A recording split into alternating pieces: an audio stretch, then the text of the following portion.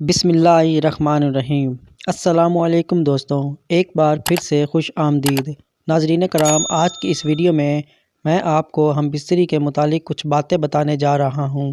حضرت جابر بن عبداللہ رضی اللہ تعالیٰ عنہ سے روایت ہے کہ انہوں نے فرمایا، یہودی کہا کرتے تھے کہ جو کوئی پچھلی طرف سے ہو کر عورت سے اگلی جگہ میں مباشرت کرتا ہے، اس کا بیٹا بھینگا پیدا ہوتا ہے۔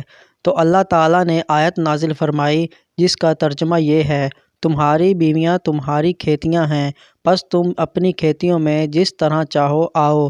محترم بھائیوں، ہم بستری جمعے والے دن کیوں نہیں کرنی چاہیے؟ ہم بستری جمعرات کو کیوں ضروری ہے؟ جمعے کا دن بھی ہم بستری کے لیے ایک خاص دن ہے۔ ہم بستری جمعے کے دن کرنے کے فائدے اس ویڈیو میں آپ کے سامنے پیش کریں گے۔ حضرت علی رضی اللہ تعالیٰ عنہ نے فرمایا، ہر دن ایک سا ہوتا ہے مگر جمعے کا دن جمعرات سے بھی زیادہ افضل ہے۔ حضرت عائشہ صدیقہ رضی اللہ تعالیٰ عنہا نے عرض کیا، یا رسول اللہ صلی اللہ علیہ وآلہ وسلم، عورتوں کو بہت ثواب مل گیا ہے، مردوں کے بارے میں بھی ارشاد فرمائیے۔ یہ سن کر نبی پاک صلی اللہ علیہ وآلہ وسلم مسکرائے اور فرمایا، مرد عورت کا ہاتھ پکڑ کر مانوس کرتا ہے تو اس کے لیے ایک نیکی لکھی جاتی ہے۔ جو مرد پیار سے اپنی بیوی کے گلے میں ہاتھ ڈالتا ہے تو اس کے ہاتھ لگانے میں 10 نیکیاں لکھ دی جاتی ہیں۔ جب وہ اپنی بیوی سے مباشرت کرتا ہے تو دنیا مافیہ سے افضل ہوتا ہے۔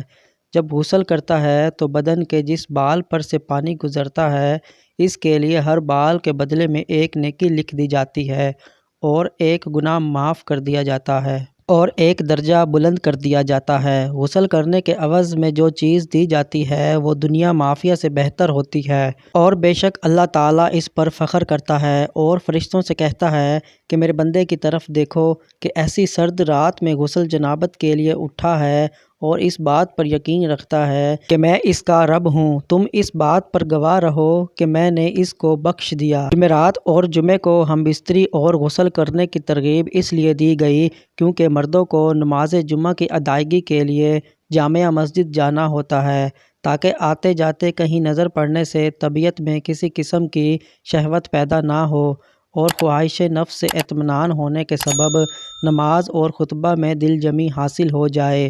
حدیث نبوی صلی اللہ علیہ وآلہ وسلم ہے کہ مرد کا اپنی بیوی کے ساتھ اکٹھے ایک بستر میں سونا افضل ہے، یہ کہ کسی ایک کو عذر نہ ہو، اس لیے کہ مقصد ہم بستری کرنا نہیں بلکہ مقصد بیوی کے دل کو خشک کرنا ہے۔ بیوی کے دل کو خشک کرنے کے لیے ایام کے دنوں میں بھی اس کے قریب ہو جانا گویا انبیاء علیہ السلام کی سنت ہے۔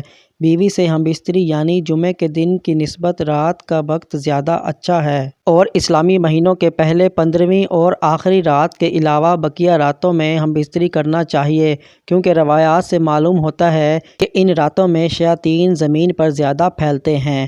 اور ہفتے کے اعتبار سے جمعے کی شب میں بعض فقہا نے جماع یعنی ہم بستری کو مستحب لکھا ہے، اور شب میں بھی شروع حصے کی نسبت شب کا آخری حصہ زیادہ مناسب ہے کہ رات کے حصوں میں سو لیا جائے تاکہ دن بھر کی تھکن سے راحت ملے اور مکمل سکون حاصل ہو۔ اور اس کا ایک فائدہ یہ بھی ہے کہ رات کا تھوڑا سا حصہ جنابت یعنی ناپاکی میں گزرے گا، البتہ رات کا اتنا آخری حصہ بھی نہ ہو کہ پھر دوبارہ آرام کا وقت نہ رہے۔ کچھ دیر اس کے بعد بھی آرام کر لینا چاہیے۔ جب خاوند کو اپنی بیوی کے پاس آنے کی حاجت ہو تو اس کا یہ ہے کہ بیوی کے ساتھ کمرے میں اس وقت اور کوئی نہ ہو، اب تک شیر خوار بچہ بھی نہ ہو۔